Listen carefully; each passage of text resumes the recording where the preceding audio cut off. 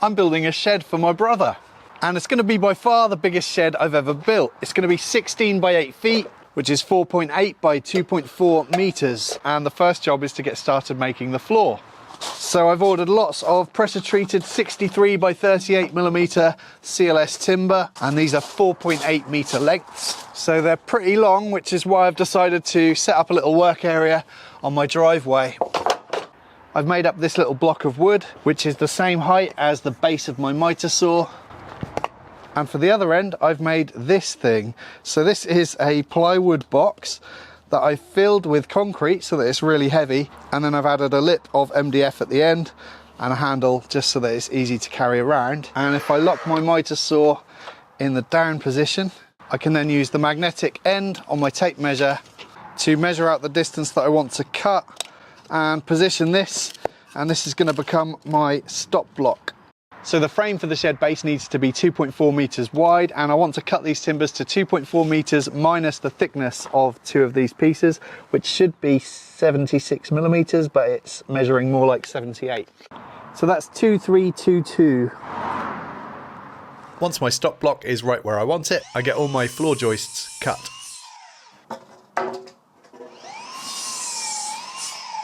So here are my floor joists in the orientation that they will be laid. And if I clamp these together nice and tight and measure across, I get 468 millimeters. And if I deduct that from 4,800, which is the length my shed base is going to be, I get 4,332. And I'm just going to count how many spaces there are between the joists. 1, 2, 3, 4, 5, 6, 7, 8, 9, 10, 11. And I'll divide 4,332 by 11, which gives me 394 millimeters. So that's what I need to cut my noggins to. This stop block can be rotated so that I can use it for shorter cuts too. The final component for the floor will be two header joists, and I want to retain the full length of these 4.8 meter timbers, so I'm just sighting down the end to find a couple of straight ones, because quite a few of them were bent like a banana. It's recommended to treat any cuts made to pressure treated timber with a wood preserver, because the pressure treatment, which is the green stuff, tends to only soak into the wood by around 10 millimeters. Following some tests I carried out over the course of a 3-year experiment, which I did in a video recently, I'm not at all convinced that this stuff actually does anything to help preserve the life of timber. But this is my brother's shed, so I let him decide, and for the sake of £25 for a 5-litre tin of this stuff, which really is going to be a drop in the ocean of the total cost of this build, he said just to do it, so I'm doing it. Right, now to get over to my brother's to actually build this thing, and my 4.8 meter header joists will need to go on the roof rack. And I tend to go a bit overkill when tying things up here, as the idea of something working its way loose while in motion is pretty scary. The rest of the timber can go inside, and then I packed up some tools ready for the journey.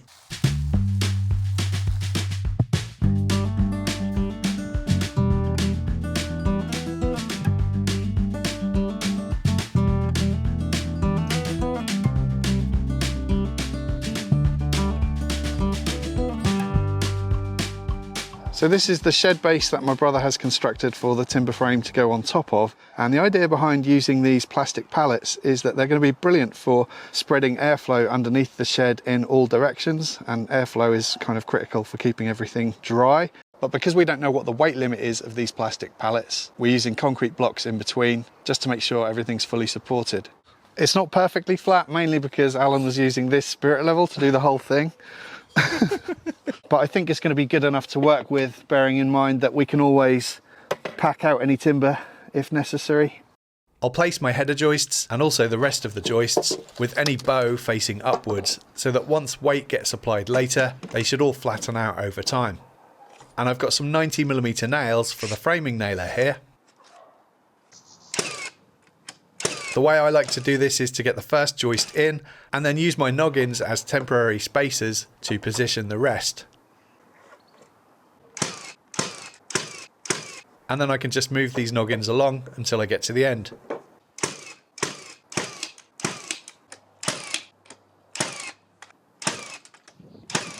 There are two reasons why I prefer to use nails for this rather than screws. The first is it's much quicker, and the second is that as the wood moves around, as it will do over time, Screws have a tendency to snap under pressure, whereas nails have a tendency to bend. The nails that I'm using are also galvanized, which means they are good for outdoor use. There's a chance that my end noggins will need to be cut down a little bit, but we'll test them out first. I'm also going to have to shift these blocks over a little bit as well. And yeah, they're about 3 mil off, so I'm just going to trim the ends off.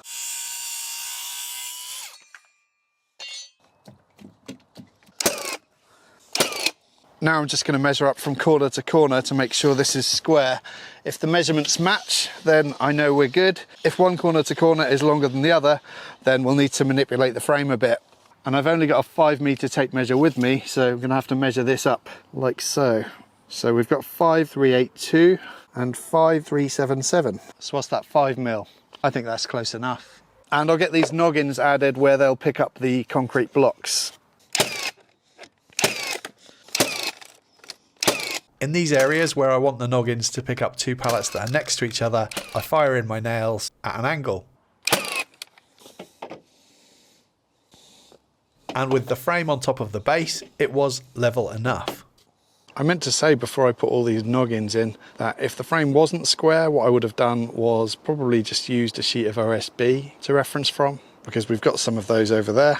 Or if the frame could be manipulated by hand, you could even just put a corner brace in with a long piece of timber, screw into the frame and pull it all into square.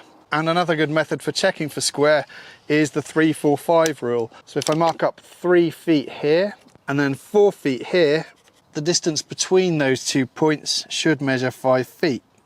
And as you'll see, we're not too far off. It's also worth sighting down the length of the floor just to look for high spots or low spots, but this was looking good enough for me. To clad the floor, we're going to be using this pressure-treated tongue and groove. The timber merchant referred to it as TGV for some reason. And the reason we chose this is because we really want this shed to last, and I think this will outlast OSB or plywood. It finishes at 15mm thick, so it's pretty good quality stuff. It is a bit more expensive than using sheet materials, but we'll look at the costs in detail later. And these boards are 5.1 meters in length, so they should span the length of the floor base. As usual, it's arrived from the pressure treatment plant, completely soaking wet, but I don't think that's going to be a problem. It just means that we need to assume that these boards are never going to be bigger than they are at the moment. And so we'll need to fit the boards as tightly together as we possibly can, because what we don't want is gaps opening up in the floor as the wood dries out. At this point, Alan added a few packers, sticking them in place with silicone, just to make up the difference where there were any low spots. Hopefully these won't fall out of place over time. And as he was doing that, I decided to add more noggins than I was originally planning to do for this floor, and that's purely just because these plastic pallets didn't seem to be as strong as we were expecting them to be. So the noggins will just help strengthen the structure. I have some shorter nails to use for fitting the tongue and groove to the joists. It's important to note that it's best to place the thicker side of the grooved section of these boards downwards, as they will provide more strength than the thinner side. Despite me pointing this out, embarrassingly we got the first 3 boards down before we realised that we were fitting them upside down. But rather than pry them up and risk wasting the boards, this floor has plenty of support and I really don't think it's going to be an issue. So we just went with it. I bought a floorboard clamp to get these boards together, more on that later. As we'd only put 1 nail into the bottom of the first board, that just gave us a little wiggle room to get the tongue into the groove of the next board. And I can then file 1 nail through the bottom of the second board, and then the second nail into the top of the first board. And this is the same process that we will use throughout. So this floorboard clamp was only about £7 I think, and it works on a ratchet, and after laying the first few boards I was ready to sing the praises of it because it did come in really useful. And that's because these boards are never going to be perfectly straight, so being able to close up any gaps nice and tight means that we don't have to worry about shrinkage when the boards dry out.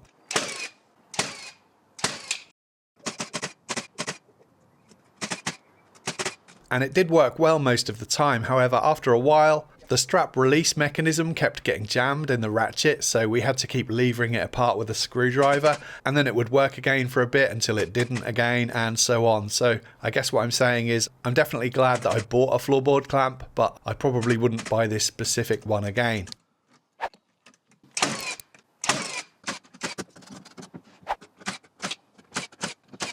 And sometimes it was just easier to pull them tight manually without using the clamp, even if it makes you look a bit of a wally.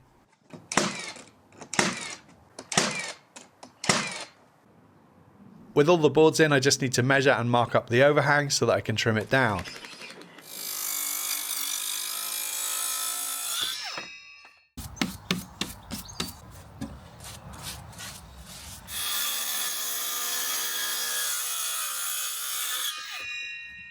So with the floor completed, let's take a look at the costs. Actually, before we do that, I do just want to let you know that I'm going to have plans available for this project in both an apex and a single pitched roof version of the shed. And I'll have all the detail about timber sizes, cut list dimensions, drawings, etc, etc. So if you're interested in building a shed, please do stay tuned. Right, so costs. We got all of our timber from a local timber merchant. Obviously, if buying from a DIY store, you'll probably end up paying between 50 and 60% more for the same products. As explained in my recent shed build versus buy cost comparison video, I'll leave a link to that in the description box below. The framing timber for the floor came to £74, the tongue and groove came to £248, wood preserver was £25, and I used about £9 worth of nails on this one, so total cost is £356. But if we'd used 18mm OSB instead of tongue and groove, the cost would have been around £88, or 18mm softwood structural ply would have been around £108. And those sheet materials would have also been much quicker to fit. Fitting the tongue and groove is quite a slow process. However, as I've mentioned in previous shed build videos, if using OSB or plywood for a shed floor, it's vital to protect from moisture because over time the boards will start delaminating or crumbling to bits. There are ways around that, like for example allowing for good ventilation underneath so that no moist air is trapped underneath the floor, and using damp-proof coarse plastic to cover the end grain of the boards, which is exactly what I did when I built my previous shed, and that has been pretty effective. But what I found is in really continuous wet weather, I do sometimes see evidence of moisture tracking through the cladding and the wall framing and down onto a few small areas of the OSB. If you wanted to prevent that, you could wrap the walls of the shed in a membrane. But typically that's only usually done if you're going to be insulating the walls, in other words, building more of a garden room type thing rather than just a shed, whereas what we're building here is just a shed. Another option would be to use an exterior grade sheet material product like marine plywood or an exterior grade MDF like tricoya. However, that would probably work out even more expensive than using the pressure treated tongue and groove that we used. But as I mentioned earlier, we want this shed to last, so pressure treated tongue and groove was the option my brother went for, and I think it looks great. Please stay tuned for the next episode in this series, and thanks for watching.